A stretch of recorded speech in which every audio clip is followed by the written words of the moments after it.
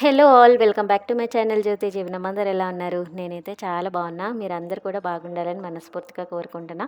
Already మన videos చూసే వాళ్ళకి తెలుసు డెకరేషన్ చేశాము దివాళీకి అని చెప్పి. సో ఎవరైనా దివాళీ డెకరేషన్ కనుక చూడకపోతే మాత్రం ఖచ్చితంగా చెక్ చేయండి. దివాళీకి ఫెస్టివల్ ప్రిపరేషన్స్ ఉంటాయి కదా! సో ప్రిపరేషన్స్, అంతకుముందు క్లీనింగ్, దాంతో పాటు ప్యారలల్‌గా యూట్యూబ్ కంటిన్యూయస్‌గా షార్ట్స్ కానీ, వీడియోస్ కానీ పోస్ట్ చేయడం. సో హెక్టిక్‌గా షెడ్యూల్స్ అయితే అయిపోయింది. సో అండ్ ఆల్సో దివాళీకి మేము 1 డే గ్యాప్ ఇచ్చి తిరుపతి కూడా ప్లాన్ చేశాము. అండ్ నా లక్ కొంది హెల్పర్ కూడా దివాళీ నెక్స్ట్ డే అయితే లీవ్ పెట్టిందండి. యాక్చువల్‌గా డెకరేషన్ చేసేసరికి ఈవినింగ్ అయింది కదా! అండ్ చలికాలం కూడా కాబట్టి ఫ్లవర్స్ తొందరగా ఎండిపోవు కదా! సరే నేనేమనుకున్నాను, డెకరేషన్ అట్లానే ఉండనీలే అని చెప్పి అనుకున్నాను. మార్నింగ్ లేచి చూసేసరికి చాలా పీస్‌ఫుల్‌గా అనిపించింది. గార్డెన్‌లో ఉన్న decor and bird sounds and climate కూడా చాలా బాగుందండి అవాళ. సో కొంచెం రెయిన్స్ వచ్చేలాగా అనిపించింది. సో ఎప్పుడైనా నాకు బద్ధకంగా ఉంది అనుకోండి, సో మార్నింగ్ లేసిన తర్వాత ఏం చేస్తానంటే, ఫస్ట్ అయితే ఏదైనా నాకు ఇష్టమైన పాటలు మ్యాక్సిమమ్ ఇళయరాజా సాంగ్స్ కానీ, ఏఆర్ రెహమాన్ సాంగ్స్ కానీ పెట్టేసుకుంటాను. పెట్టేసుకొని హై వాల్యూమ్ పెట్టుకొని వింటాననమాట. విని ఒక 10 మినిట్స్ అట్లాగా గార్డెన్‌లో వాక్ చేస్తూ ఉంటాను. మనం గ్రీన్స్ చూస్తున్నప్పుడు మనలో ఒక పాజిటివ్ ఎనర్జీ అయితే డెవలప్ అవుతుంది. సో అట్లా చూస్తూ ఉంటే ఆటోమేటిక్‌గా నా బద్ధకం కొంచెం కొంచెంగా వదిలిపోతూ ఉంటదనమాట. సో నెక్స్ట్ ఏం చేస్తానంటే టీ అయితే పెట్టుకుంటాను. ఇది మ్యాండేటరీ థింగేనండి. సో బద్ధకం ఉండేటప్పుడు, బద్ధకం లేనప్పుడు ఏం కాదు. సో టీ అయితే కంపల్సరీగా పెట్టుకుంటాను. సో పెట్టుకున్న తర్వాత ఫస్ట్ రాంబో చోచో వర్క్స్ అయితే కంప్లీట్ చేసేస్తాను. ఎందుకంటే వాళ్ళనైతే ఇబ్బంది పెట్టలేం కదా! సో వాళ్ళకి ఫస్ట్ అయితే కంప్లీట్ చేసేసి వర్క్స్, సో నేను రిలాక్స్డ్‌గా ఒక 1 అవర్ ఇంకా ఏ వర్క్స్ చేయననమాట. యూజువల్‌గా అయితే మార్నింగ్ లేసిన తర్వాత కొంచెం 6-8 గార్డెన్ వర్క్స్ చేయటము, లేకపోతే ఇంట్లో ఏదైనా బట్టలు మడత పెట్టడం కానీ, లేకపోతే అంట్లు సదరడం కానీ ఇట్లాంటివన్నీ చేస్తూ ఉంటా. బట్ నాకు బద్ధకంగా ఉంది అంటే మాత్రం ఇంకా ఆ రోజు ఏ పని చేయను. మార్నింగ్ 9 వరకు ఇంకా అట్లానే రిలాక్స్డ్ మోడ్‌లో ఉంటాననమాట. అండ్ ఆ రోజు బ్రేక్‌ఫాస్ట్ కూడా స్కిప్ చేసేస్తాను. ఇట్స్ ఓకే అండి. సమ్‌టైమ్స్ మనకి బద్ధకంగా ఉంది అంటే కొంచెం ఇంట్లో పనులు స్టాప్ చేయడంలో నష్టమేమీ లేదు. అయితే ఆ రోజు ఈ ఈవెన్ బ్రేక్‌ఫాస్ట్ కూడా బయటే చేసేసామనమాట. సో ఇంట్లో పిండి ఉన్నా కూడా నాకు గనక బద్ధకంగా ఉంది అంటే గనక ఖచ్చితంగా బయటే ప్రిఫర్ చేస్తాను బ్రేక్‌ఫాస్ట్ మాత్రం. సో లంచ్ ప్రిపరేషన్‌కి కొంచెం టైం ఉంటుంది కాబట్టి ఈలోగా మనం రిలాక్స్ అవుతూ మన బద్ధకాన్నంతా తీర్చుకోవచ్చు. సో ఎంతమంది నాలాగా ఉంటారో కామెంట్ చేసేయండి. సో మీకు బద్ధకంగా ఉంటే మీరేం చేస్తారో కూడా చెప్పండి. అండ్ ఇంకా నాకు కొంచెం నీరసంగా ఉండి ఇంక ఏ పని చేయలేను ఇవాళ అనుకున్నాననుకోండి, ఇంకా లంచ్ కూడా స్కిప్ చేసేస్తాను. స్కిప్ అంటే బయట ఆర్డర్ చేసుకోవడం ఏదో ఒకటి చేస్తాను. సో ఎవ్రీ డే ఒకేలా ఉండదండి. మనం గిల్ట్‌గా ఫీల్ అవ్వాల్సిన అవసరం లేదు. ఎవరికైనా అప్ అండ్ డౌన్స్ అనేవి చాలా కామన్ థింగ్స్. మనం చేయలేకపోతున్నాము అని అస్సలు అనుకోకండి. ఇన్ కేస్ మీరు ఏదైనా ఒక రోజు గనక రిలాక్స్ అవ్వాలి అనుకుంటే గనక టేక్ యూర్ ఓన్ బ్రేక్‌ఫాస్ట్ 9-9:30కి అట్లాగా క్లోజ్ చేసేసుకొని అండ్ నాకు బద్ధకంగా ఉన్న రోజు ఏం చేస్తానంటే కాఫీ తాగుతానండి. కంపల్సరీగా బ్రేక్‌ఫాస్ట్ అయిన తర్వాత కాఫీ అయితే తీసుకుంటాను. సో దట్ కొంచెం ఎనర్జిటిక్‌గా ఉంటుంది నాకు. అంటే కొంచెం హెడేక్‌గా, డిమ్‌గా ఉంది అనుకున్న రోజు ఒక కాఫీ అయితే తీసుకుంటా. యూజువల్‌గా నేను మార్నింగ్ ఒకటి అండ్ ఈవినింగ్ ఒక టీ అయితే తాగుతాను జనరల్‌గా. బట్ నాకు బద్ధకంగా ఉన్న రోజు కొంచెం బ్రేక్‌ఫాస్ట్ అయిపోయిన తర్వాత స్ట్రాంగ్ కాఫీ అయితే పెట్టుకొని తాగి అప్పుడు మళ్ళా వర్క్ అయితే స్టార్ట్ చేస్తాను. యాక్చువల్‌గా హెల్పర్ రాలేదని చెప్పాను కదా! సో హెల్పర్ కూడా రాలేదు కాబట్టి నిదానంగా స్టార్ట్ చేద్దాం అనుకున్నాను. సో ఈలోగా ఏమైందంటే బంపర్ ఆఫరు మళ్ళా వర్షం పడిందండి. సో డెకరేషన్ అలాగే ఉంచేద్దాం అనుకున్నాను ఆ రోజు. నెక్స్ట్ డే ఎట్లాగో తిరుపతి ప్లాన్ ఉంది కదా! సో వదిలేద్దాంలే అనుకున్నాను. ఇంకా వర్షం పడేసరికి మొత్తం ఫ్లవర్స్ అన్నీ కూడా నీళ్ళల్లో తడిసి ఇంకా బాగా చెండాలంగా అయిపోయింది. సో అది చూసి నాకు ఇట్లా వదిలేసి ఎట్లా వెళ్తాము గుడికి అని చెప్పి ఇంకా మొత్తం నేనే క్లీన్ చేశాను. సో ఇంకా ఒక కాఫీ తాగేసరికి ఇంకా ఎనర్జీ అయితే వచ్చింది. సో ఇంకా నిదానంగా పాటలు పెట్టుకొని ఇంకా ఒక్కొక్కటి స్టార్ట్ చేసేసాను. సో ఫస్ట్ అయితే గార్డెన్ క్లీన్ చేశాను. తర్వాత బయట హోమ్ ఎంట్రన్స్ దగ్గర క్లీన్ చేశాను. ఇంకా తర్వాత ఇంకా ఇంట్లో వర్క్స్ మెల్లగా స్టార్ట్ చేసి ఇంకా ఈవినింగ్ 3:30 వరకు అంతా క్లోజ్ చేసుకున్నాను. కాకపోతే నాకు బద్ధకంగా ఉన్న రోజు ఏం చేస్తానంటే అన్నీ కంటిన్యూస్‌గా చేయనండి. సో, ఇప్పుడు గార్డెన్ క్లీన్ చేశానా, గార్డెన్ క్లీన్ చేసిన తర్వాత ఎళ్లి మళ్ళీ ఒక అరగంట పడుకుంటా. మళ్ళా స్టార్ట్ చేస్తాను. మళ్ళా ఒక హాఫ్ అన్ అవర్ మళ్ళా చేస్తాననమాట. అట్లాగా గ్యాప్స్ తీసుకుంటూ చేస్తాననమాట. సో దట్ ఏంటంటే నాకు ఎక్కువ పని చేసిన ఫీలింగ్ ఉండదు. సో, రిలాక్స్డ్‌గా ఏదైనా ఎంటర్‌టైన్‌మెంట్ గానీ, లేకపోతే ఫన్నీ జోక్స్, మీమ్స్ అవి ఉంటాయి కదా! సో, అవి చూస్తూ ఉంటాననమాట. సో, మనలో ఆటోమేటిక్‌గా ఇంకా ఎనర్జీ అయితే బూస్టప్ అవుతూ ఉంటుంది.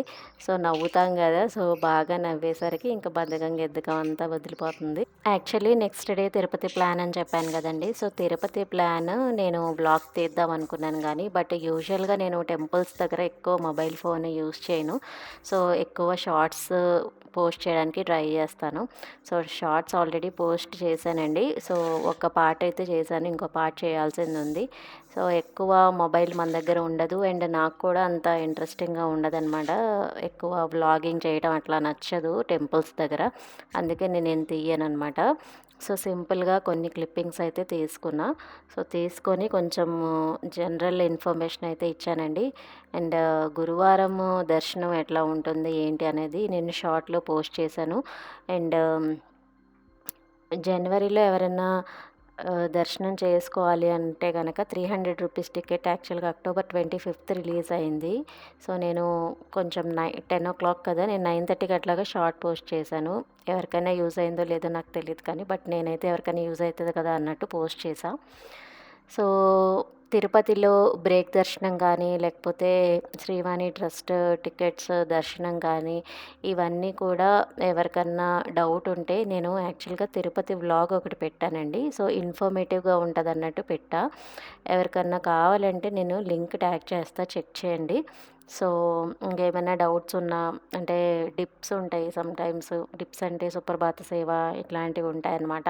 సో, అవి ఎలా చేసుకోవాలి, ఏంటి అట్లాంటి డౌట్స్ ఏమైనా ఉంటే నాకు కామెంట్ చేయండి. నేను ఇన్ఫర్మేషన్ ఇవ్వడానికి ట్రై చేస్తాను. అండ్ క్లైంబర్స్‌కి స్నేక్స్ రాకుండా ఎట్లాగా అవాయిడ్ చేయొచ్చు అని చెప్పి చాలామంది అడుగుతున్నారు. నేను ఆ వీడియో కూడా చేయలేకపోతున్నాను. చెయ్యాలండి.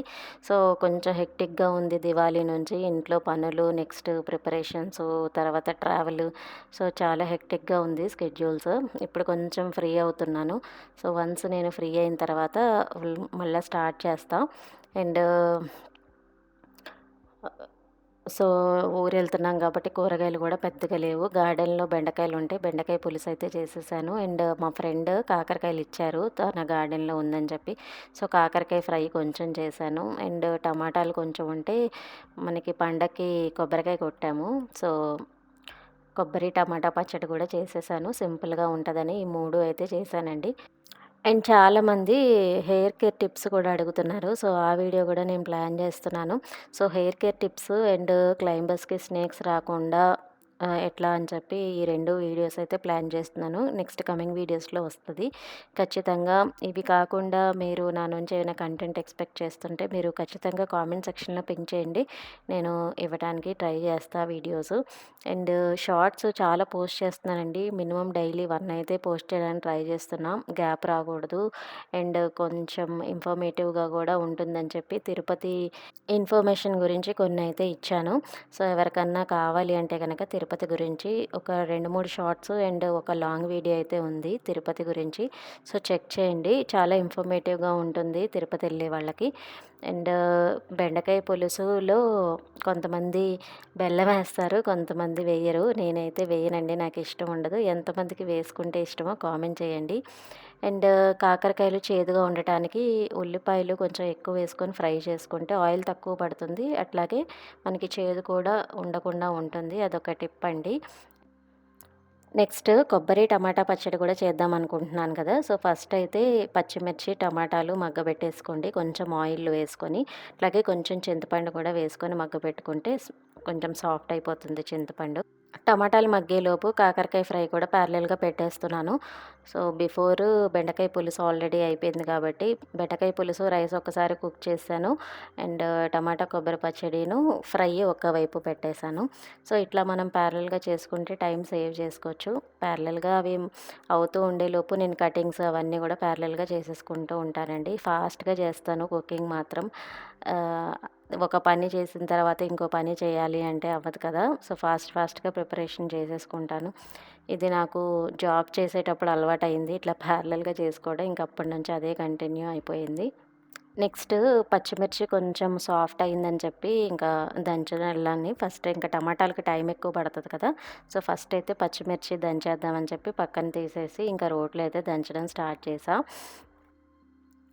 రోట్లో పచ్చిమిర్చి దంచేటప్పుడు చాలా జాగ్రత్తగా దంచాలండి. యాక్చువల్‌గా ఆ రోజు నాకు కళ్ళల్లో పడిందనమాట దంచేటప్పుడు. సో, పచ్చిమిర్చి దంచేటప్పుడు మాత్రం పచ్చిమిర్చి కానీ, ఎండుమిర్చి కానీ దంచేటప్పుడు కొంచెం జాగ్రత్తగా దంచుకోండి. కాకరకాయలు ఇందాక ఫ్రైయింగ్ స్టార్ట్ చేశాం గదా! సో, మధ్య మధ్యలో మూత తీస్తూ కలుపుతూ ఉండండి. మొత్తం ప్రాసెస్ సిమ్‌లోనే చేయండి. అప్పుడే టేస్టీగా ఉంటుంది. మాడకుండా ఉంటుంది. కాకరకాయలో గూడా కొంతమంది లాస్ట్‌లో బెల్లం యాడ్ చేసుకుంటారు. నేనైతే ఇట్లాగే సర్వ్ చేసేస్తానండి. బెల్లం ఏమి యాడ్ చేయను. కొంతమంది మజ్జిగ అట్లాగే పసుపులో కొంచెం నానబెట్టి వాటర్ అంతా స్క్వీజ్ చేసి ఫ్రై చేస్తారు. సో, నేను ఎక్కువ ఉల్లిపాయలేసుకొని ఫ్రై చేసుకుంటా. కొంచెం ఆయిల్ ఎక్కువ పడుతుంది. బట్ టేస్టీగా అయితే ఉంటుంది. అండ్ మనకి చేదు గూడా ఏమనిపించదు. సో, ఇంకా కాకరకాయ ఫ్రై కూడా అయిపోయిందనమాట. లాస్ట్‌లో ఇంకా కారం వేసుకొని ఒక 2 మినిట్స్ మూత పెట్టి మగ్గించుకుంటే కాకరకాయ ఫ్రై కూడా రెడీ అయిపోయినట్టే. నెక్స్ట్ ఇంకా పచ్చిమిర్చి దంచుకుంటున్నా చెప్పాను గదా! దంచేటప్పుడు కళ్ళల్లో ఫుల్లు మండిపోయిందనమాట. సో, వెంటనే వాటర్‌తో వాష్ చేసేసుకున్నాను. సో, చాలా టైం అయితే పడుతుందండి దంచేటప్పుడు. బట్ మనం ఓపికగా చేసుకోవాలి. ఫస్ట్ పచ్చిమిర్చి అట్లానే కొబ్బరి దంచుకున్న తర్వాత అప్పుడు టొమాటోలు యాడ్ చేసుకోవాలండి. లేకపోతే నలగదనమాట పచ్చిమిర్చి కానీ, కొబ్బరి కానీ. సో, ఇదే కాదు ఏ పచ్చడి చేసుకున్నా గూడా ఫస్ట్ హార్డ్‌గా ఉండే ఐటెమ్స్ మొత్తం దంచుకున్న తర్వాత లాస్ట్‌లో సాఫ్ట్‌గా ఉండేవి వేసుకోవాలి. సో, దీనివల్ల పచ్చడి టేస్టీగా ఉంటుంది. అండ్ సాఫ్ట్‌గా ఉండేవి గూడా అక్కడక్కడ ముక్కలు తగులుతూ ఉంటాయి. లైక్ టమాటాలు అట్లాంటివి టేస్టీగా ఉంటదనమాట. సో, మొత్తం దంచుకునేసరికి నాకు చాలా టైం పట్టింది.